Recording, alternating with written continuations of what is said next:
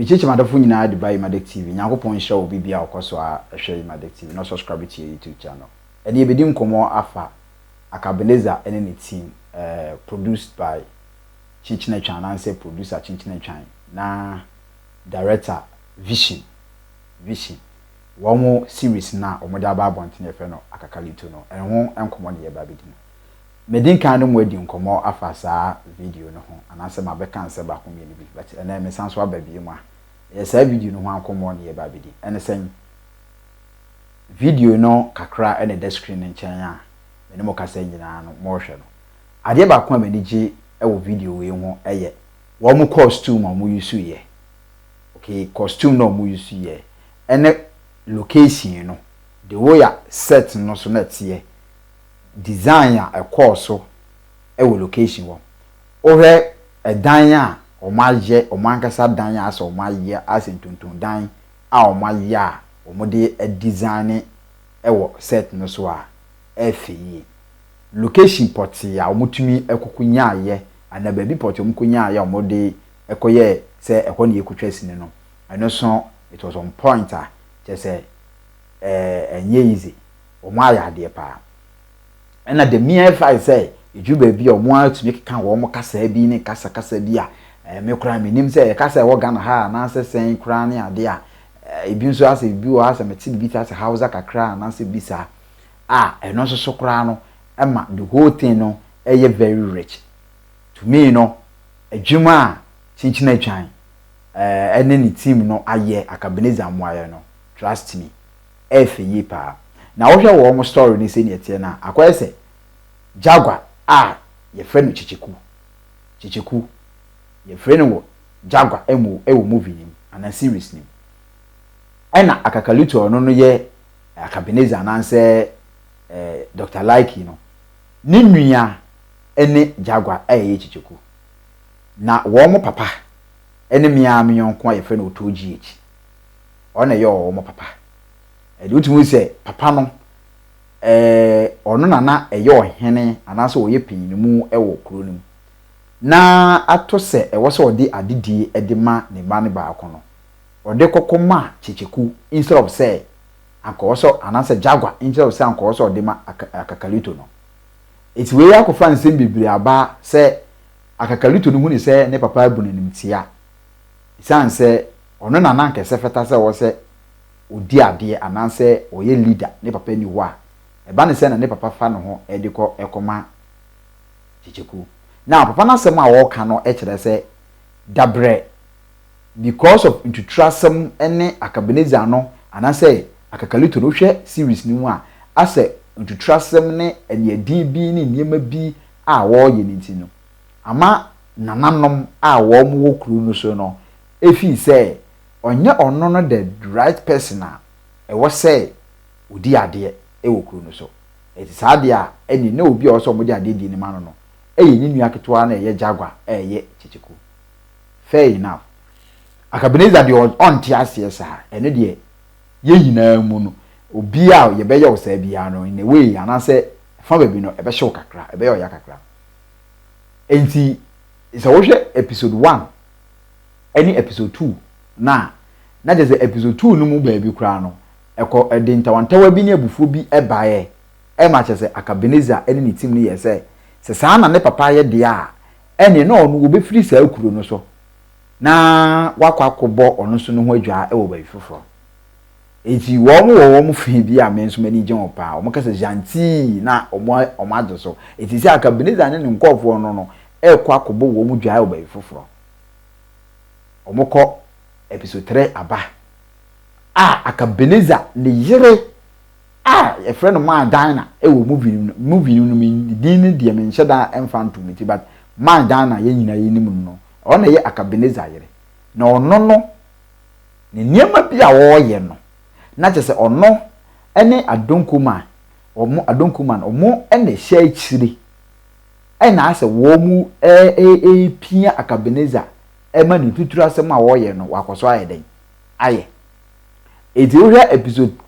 4 ni mu a anase episode 3 na kwa wie na Akabeleza yire Dana e ka kire ne se won tu nkofo no so sa na ommomodin se obitumi akoyi to ankofo na tu wo mafi kuro no so isan se ono ene sa kuro no anansa abon baabi kuro no owo se otena wo anansa eye ne dia now se uhwe senior eniema ekọ na obi te se adonko man so etaka beneza achi se onko di sa ade no enti episode 4 ni no emsa ka beneza ya na adwen pi se obeye sa ade ni ntino emma honhom bi epie akabeneza so ewo efie aya friends nsuo na ewo kro no so na ananse ba bia akabeneza wo no nsuo no yi ni ho adi kira akabeneza ka kire ne se esum bi eba na esum no ebe kata no so na se wanhwe ne husu ya ne ebetono no na ne nye ho empo ni nyina echi na akabeneza koye no ka kire ne yire Dana no Dana e ka so ojai obwa oni tumi bia nsuo ben de ade enti before an episode 4 no bekwa wiye no akabeneza etim no eba jagwa mukuru mu ho ebe che wo momrante no na majagwa ene ne yere ene ne ba no de etumi dwane now ohwe story ni baby a ekọ no is a very nice story a ye bekọ so edi akire na edi mu nchechire mu ne niema bi a wo se ekọ edi abram ye bon tofa etimi nko deep but as time goes on and answer emre ne kono beba bibie story no mu e de akire mu yie pa na mate ase now baby ya anase nyema bi a me pese me hu no stories we wan pese me kan wan asem en say chinchina twan ene ni team na bom mu modern director na ya de pa nemum emane ma spirituality no en no so se ni omo se nsuo na yi no ho adi ne se ni ma mo ma sa ni ma no en no so because a very nice story and people enjoying it and mama mama sa say bosom sem na nanso sa spirituality no en no so na bi omo ye ne se ni omo ye na ye kama pa aye ne je ho obi a so mu Ghana ha say Africa ina nkofo ehwe enti omo nya ne sa na omo ma bosom sem no en no so afen so characters no a wo mu twa no say eju baabi na say ekoba say ase yemfa say omo nyina gina ho na Akabeneza anase Jagwa ne Akacalito kasa anase nipa mienu bi kasa wo mo gina wo no mo facial expression no mo nyema bi no mo nye serious mema ne nkwa esa say they are off the mood say ase because they tell say bibiri na akoye comedians na because they try short skits and no be say adwuma we si bibiri na akoye say but chali omo de comedy ni kakra from ni ade na efe but wo mo ya na gina chiri no yen show some kind of seriousness be in terms say nipa mienu kasa me can say because episode 1 ni no baby na Akabeneza ene Jagwa mo I think episode 2 no baby na Akabeneza ne Jagwa mo kasa wa bra na ne papa de sa tumi ne dia ma Jagwa awie na Akacalito abegina wona mo kasa no fache ejina chire eya ade bi ananse oya ade bi a ne na oye no se wo hwe movie na hwe ne yi pa wani beko ho mehwe se mepesa yi no ade mama ha e the screen so na mo hwe no enti ne fache ye no ase akwese otwen Dr. Raske efio enti otwen Dr. Raske efio ase the way oye na ase agrodie bi aba fache ni su bi sa no oye sa wo ma the beauty of the whole thing no etiko amafo wani omode hwe sini ni pa aside that ne de I think say agro kakra na se de ekona eye na mum seriousness no emrem se nipa mienu gina okwa ka sa mo na mu gina chire no be in the mood de o so wani mu yehu ama wani mu yehu bo mu na bo wani mu na memma se de bia na bibia bia za anye den emu wani e wo se wo ye consistent na wo be in the mood and you be bia tama no na se yibosom no epie Akabeneza so no eju be bia no wo kasa no na se sedie agura na no ma eti o hyeda e de sedie fa mu kakra eye ha esere kakra e wo se e ho no na nka wo sanka directors no ekate no na omo sanso ma ne pikini bi because na ensem na no ka no na enisa ka sedie no ebe nanim but in all a nice story omo guso yekọ enchechim ne yede bibiri beba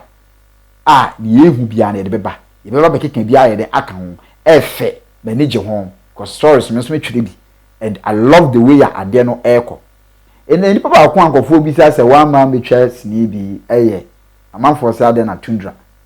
ama metwa bi ama tundra yes tundra rather ama